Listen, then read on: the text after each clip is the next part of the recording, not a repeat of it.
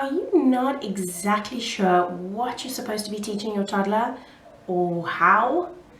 Are you tired of comparing your toddler's development to other children in the park? Stick with me. Today we're going to be going over each area of development for toddlers and what you can expect to see in your toddler from ages 1 to 3. Hey, I'm Holly, a pediatric occupational therapist and mom to 2 adorable toddlers. Here on my channel, I aim to empower fellow moms like you to understand child development in toddlers better so you can worry less and play more. Today we're going to be going over the 5 areas of child development for toddlers. What are they, what you should be looking out for, and how each of these skills actually influences your child's life later on. So let's dive right in. The 5 areas are motor skills, cognitive skills, speech and communication, social and emotional skills, as well as self-help skills.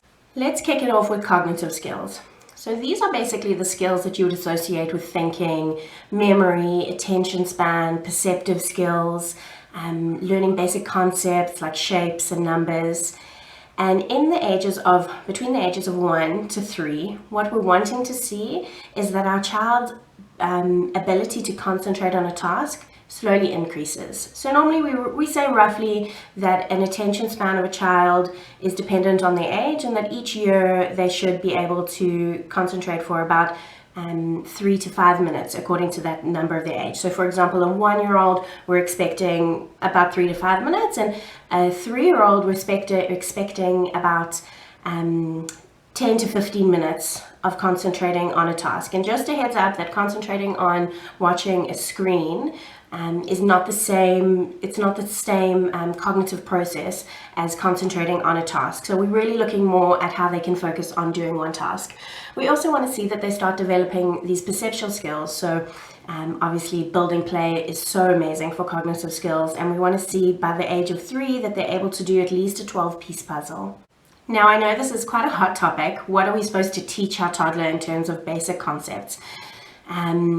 Sometimes people really want to jump ahead and get started with reading and writing and just really be able to see this feedback from their toddler that they're learning. And it is really an exciting thing. But between the ages of 1 to 3, we really don't need to push our toddler too much into the learning aspect. What we're expecting them to know in terms of basic concepts are knowing their shapes, knowing the basic colors, and some recognition of numbers. All of these skills are really important for later on. Just think about it. When you develop things like attention span, memory, these are the things that are going to put you in good stead for when you are in school, when you're having to think about more complicated concepts. And gosh, who wouldn't want a better memory, right? Next up, we have motor skills. And within motor skills, we have 2 areas, gross motor and fine motor skills. So gross motor is basically all of those big body movements. You're thinking about jumping, running, kicking, catching, balancing, going upstairs. So in a 1-year-old, maybe your 1-year-old has already taken their first step. Maybe they haven't, and that's okay.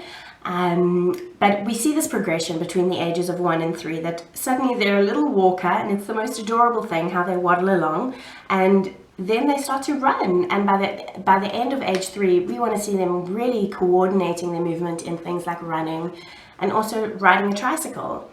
We also start to see that once they have that mobility, that they're exploring their world more. And we start to see things like them wanting to climb upstairs, which I just want to add a note here as a tip for moms, that we need to let our kids climb stairs. I know it can be really scary, and I know that we want to get out the door, and there's 5,000 things that are making getting out the door slower. But letting your child climb up those stairs to get to the car or come back from the car, or wherever the stairs, go up the stairs within the house is so important. Obviously, you need to be right there with them so that they're not falling and that they're safe at all times.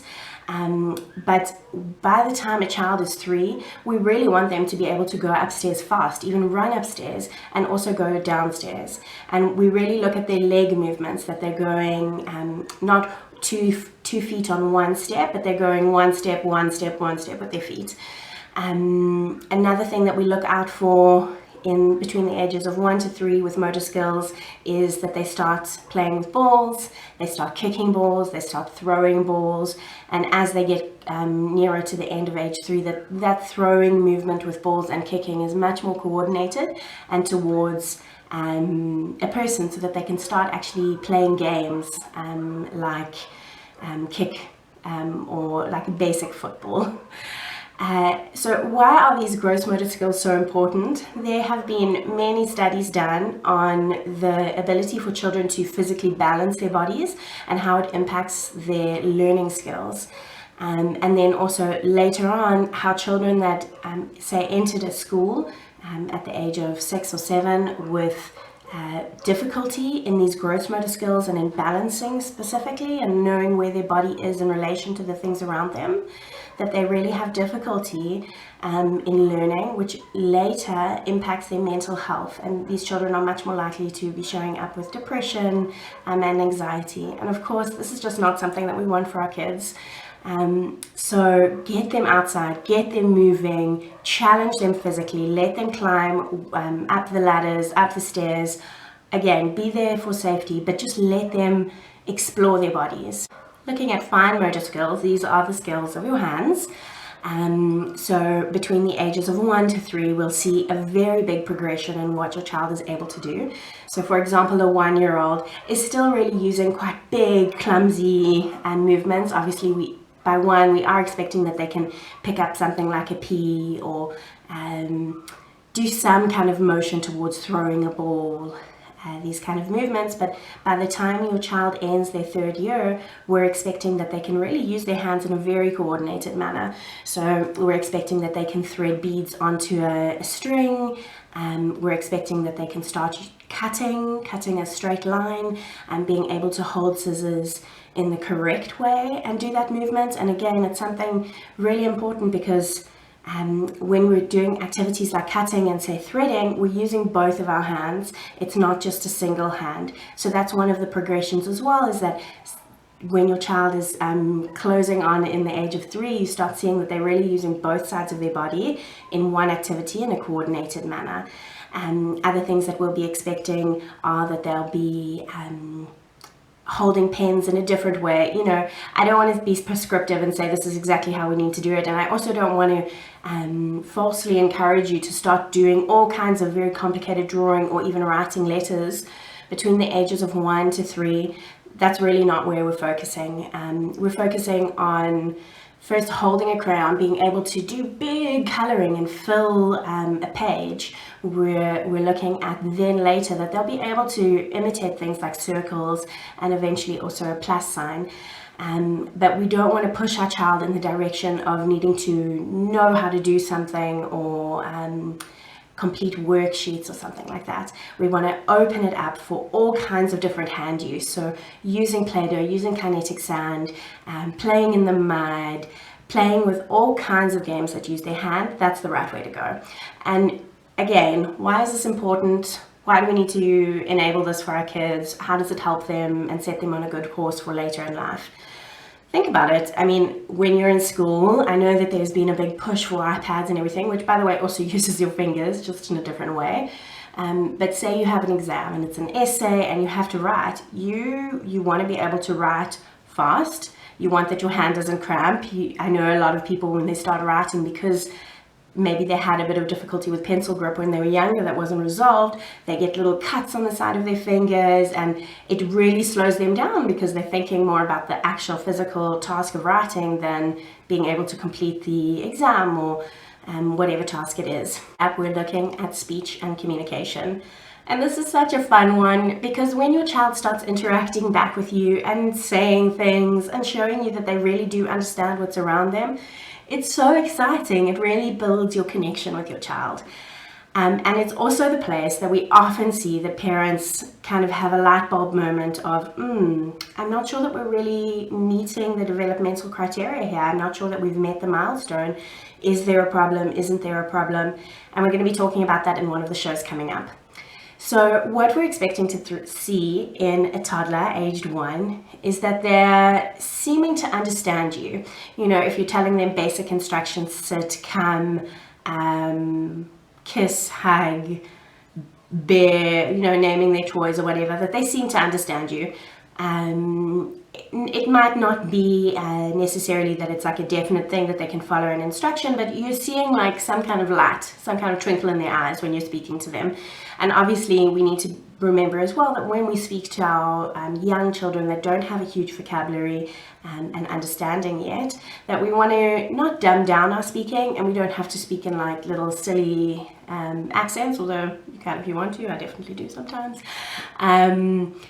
Is that you're keeping your speech simple. So instead of saying to my daughter, go get the bear that has red on the arms and green on the legs and the string on the head and put it in the box and da da da da da. We're keeping it simple. We're saying bear, bring bear, or bring your bear, so she can understand me better. By the time your child gets to 3, I mean, whoa, their speech explodes. It's really exciting to watch. You're going to be seeing a child who can string 5 to 6 word sentences together. You're going to be seeing a child with a big vocabulary. Normally, this is always a question that people ask, when and how much and what are they supposed to really know? So normally we say at around age 2, we're expecting that a child has a vocabulary of 60 words. So if you are bilingual, like our family is, you would be counting those words according to the word, not so. For example, if they say one word in language 1 and one word in language 2, and both of those things mean water, that's counted as 2 words because they are using those 2 separate words. So we want to expect 60 words around age 2 and some beginning of sentences, so 2 or 3 word sentences. Why are speech and communication skills so important? Well, it opens up the door for socializing and friendship and connection. One thing that I did forget to mention is that it's not only about the actual words spoken, it's definitely also about their receptive language skills, so what they can understand, and also their non-verbal communication. So we definitely, before age 1, are looking out for a child that's looking at things, that's pointing, and that is using their body in some way to communicate their needs with you. So next up, we're going to be looking at social and emotional skills. Now, I know this is a hard one with toddlers. I can remember when my child was, say, 2, just thinking, but oh my goodness, when are they going to share? When are they going to learn to control their body? When is the crying going to stop? And the tantrums and all these outbursts. And the truth is, it's really, really dependent on your child.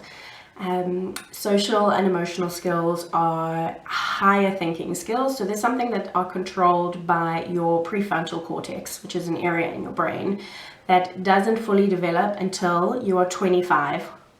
I know. I don't want to wait 25 years for my child to have emotional control either. And the truth is that it does get better. I think that you need to look at your child, their temperament, the type of attachment that they have to you and other figures in their life. And that can kind of give you a hint if your child is developing along the right track. There are a lot of behaviors that are normal for children, especially age 1 to 3. Hitting, grabbing, tantrums, possibly whining. These things are actually, kids being kids, and it's really hard for us. I know that. But if you want to look out for, gosh, am I doing it wrong? Am I doing it right? Are we on the right track? Or is this just a big mess? What you should look out for is change. So obviously there'll be times when suddenly everything that you thought you'd progressed in goes backwards, and then somehow it comes back on the path.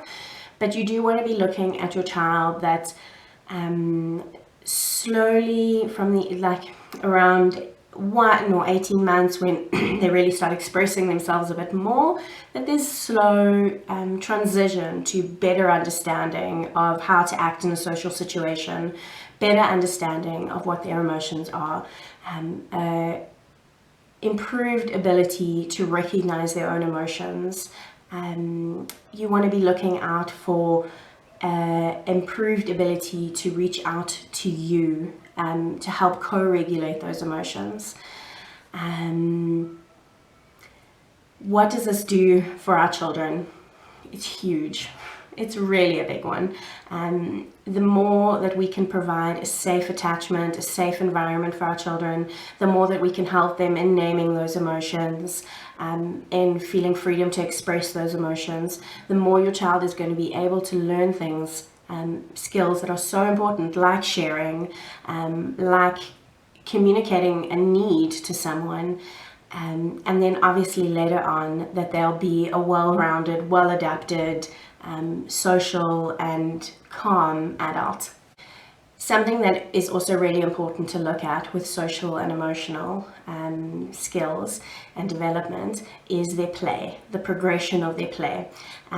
So we're not expecting that they can play together with another child between the ages of 1 and 3. It might start happening towards mid to end of age 3, but we are expecting that they can play alongside other children. And you do want to be looking out for how they react in a social situation. Like, do you have a child that is completely different at home, and in a social situation they're actually really scared, or they're just angry all the time? Like, these are things that you want to be looking out for, and we will be going over in the next show some red flags, and some of these do fall into social emotional. Another thing that you want to be looking out for, another quick note that I'll just mention, is that sometimes we see social or emotional outbursts because of unmet needs in other areas.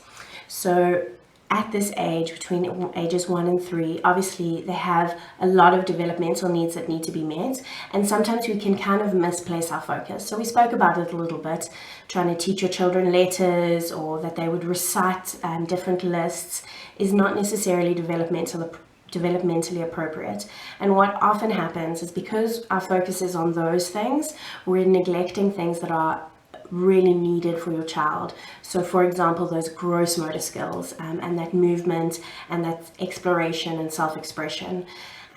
So again, if you're feeling like you're just living in the world of no, don't touch that, no, don't do that, no, stop, no, I would suggest re-looking at how your day is structured and thinking about whether your child needs to be getting out a bit more, needs to be having a bit more freedom in their play.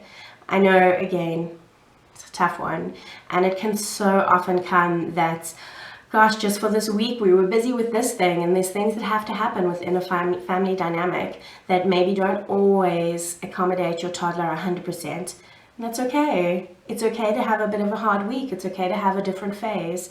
But we have to, as parents, always come back to the point of, is the environment that I'm creating for my child stimulating them, and are they reaching the developmental milestones, not in terms of a checklist, but in terms of developing skills that are going to set this kid up for the right path later on. One of the things that I've found has had a huge impact in my family on those emotional moments is building my child's self-esteem.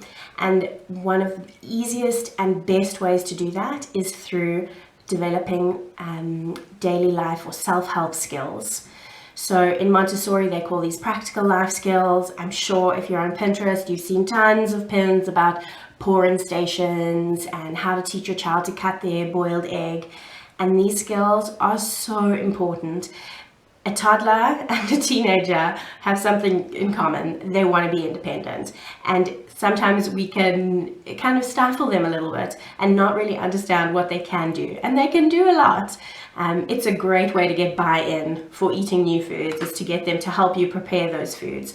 Even if the task that they're doing is washing the cucumber and you're doing the rest of it, it still gets that buy-in. So between the ages of 1 to 3, what we're expecting to see is a 1-year-old obviously is still a very, very, very messy eater. I have a 1-year-old right now. It's a lot of cleaning. But by the time that they get to the end of age 3, we want to see that they're eating in a really coordinated manner. Perhaps not with a knife and fork together. They're not dining with the queen, but we do want to see that they're able to eat everything by themselves, and they're able to eat in a coordinated manner without messing their clothes too much, without messing the environment, like the table and the floor, too much. We want to see that they go from maybe using a sippy cup to being able, or maybe you holding a cup at the age of 1, that by the time that they're ending the age of 3, that they can drink from a cup by themselves without, again, spilling. We're wanting also to see things like dressing skills, and it takes time to help your child to learn to undress and dress, and we'll have another video on that, but it's a great tool to give them. It makes everything go a bit faster as well when you're needing to get out the door and they can do it themselves, and it does give them that boost of confidence and kind of autonomy over themselves. So by the end of age 3, we're wanting to see that a child can dress and undress themselves with very little help. Whoa, that was a lot of new terms, right? I mean, what is receptive and expressive language? What is a developmental milestone and a delay? And what about a late bloomer? Not really clear, right? In the next video, we're going to be jumping into each of those terms and more so you can better understand your toddler's development.